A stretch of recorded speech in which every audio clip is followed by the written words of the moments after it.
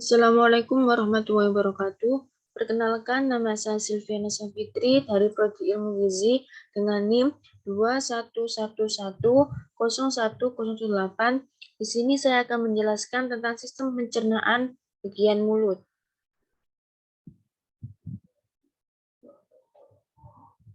Mulut merupakan organ pertama yang terlibat dalam proses pencernaan dan berhubungan langsung dengan lingkungan luar tubuh.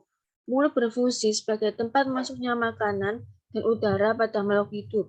Makanan yang masuk ke mulut akan melewati saluran pencernaan lain, dicerna dan diserap di usus, kemudian sisa makanan akan dikeluarkan melalui anus. Di dalam rongga mulut terdapat beberapa komponen penting, diantaranya gigi, lidah, dan kelenjar liur atau kelenjar saliva. Struktur bagian mulut. Yang pertama, bibir. Bibir merupakan bagian luar mulut, terdapat dua buah bibir, bagian atas dan bawah. Permukaan luar bibir ini dilapisi kulit yang mengandung folikel rambut serta beberapa kelenjar.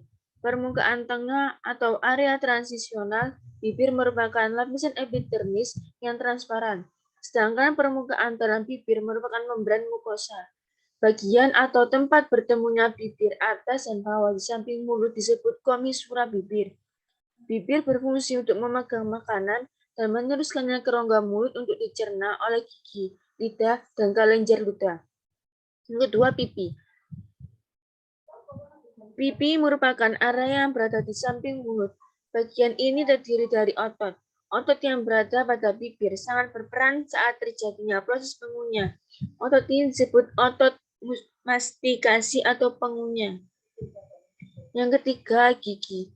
Gigi merupakan organ sistem pencernaan yang terletak di dalam rongga mulut. Gigi termasuk alat pencernaan mekanik karena berfungsi memotong, merobek, dan mengunyah makanan sebelum makanan tersebut masuk ke bagian pencernaan selanjutnya. Gigi mempunyai struktur padat dan keras untuk menjalankan fungsinya dengan baik. Susunan dan jumlah gigi. Jumlah gigi susu anak adalah 20 buah yang meliputi gigi seri 8 buah, gigi taring 4 buah, dan gigi geraham 8 buah. Dan jumlah gigi dewasa atau gigi tetap atau identis permanen adalah 32 buah yang terdiri dari gigi seri 8 buah, gigi taring 4 buah, gigi geraham 8 buah, dan gigi geraham belakang 12 buah. Yang keempat, lidah. Lidah merupakan organ yang termasuk ke dalam panca indera dan juga sebagai organ yang menunjang sistem pencernaan. Lidah berfungsi sebagai indera pengecapan, yaitu untuk memberikan rasa kepada setiap objek yang masuk ke dalam mulut. Selain itu, lidah juga berfungsi sebagai penunjang proses mengunyah dan menelan. Lidah juga sering disebut dengan lingual atau glosal. Lidah merupakan jaringan otot lurik atau otot rangka yang dilapisi oleh membran mukosa. Fungsi utama lidah diantaranya itu sebagai indera perasa atau indera pengecap, sebagai organ pencernaan untuk mencerna dan menelan makanan, dan sebagai organ yang berperan dalam proses berbicara. Sebagian besar lidah tersusun oleh otot rangka. Terdapat dua jenis otot pada lidah, yaitu otot intrinsik lidah dan otot ekstrinsik lidah. Lidah bisa bergerak ke segala arah karena adanya otot-otot tersebut. Saraf yang bertanggung jawab terhadap lidah yaitu nervus hypoglossus. Yang kelima, kelenjar saliva atau kelenjar ludah. Kelenjar saliva atau kelenjar ludah merupakan organ yang menghasilkan dan mengeluarkan air ludah atau air liur ke dalam mulut manusia.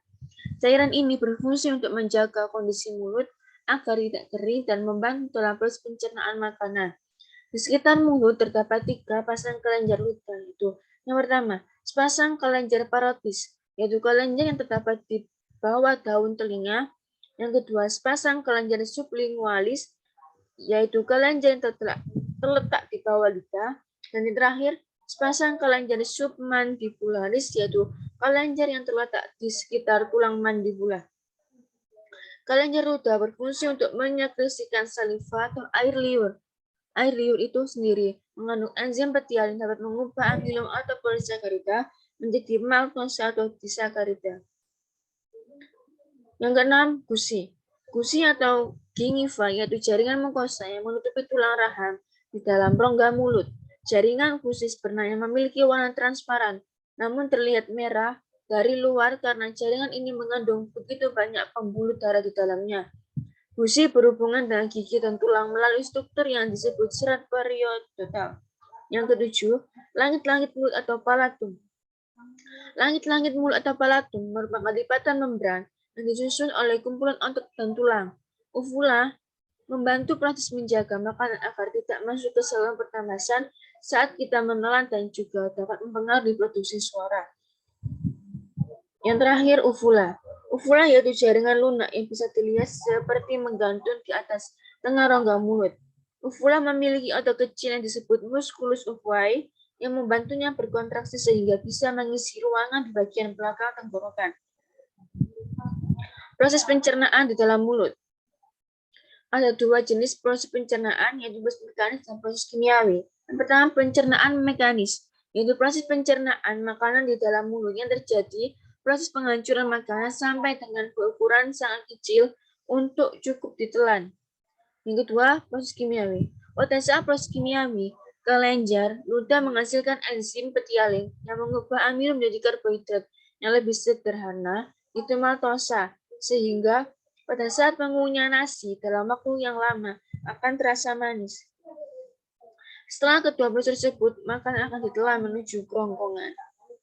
Sekian dari saya, terima kasih. Wassalamualaikum warahmatullahi wabarakatuh.